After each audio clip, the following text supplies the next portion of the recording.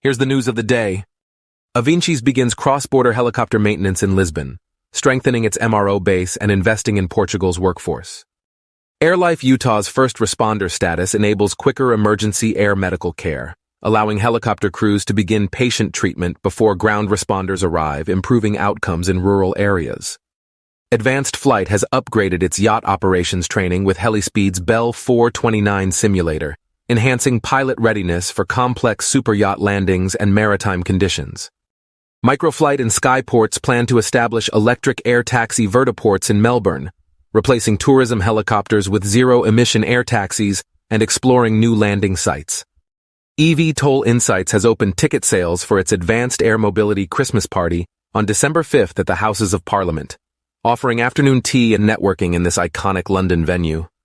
Regent Craft has started assembling its full-scale Viceroy Sea Glider prototype, aiming for sea trials with passengers this year, as demand for coastal sea glider travel grows globally.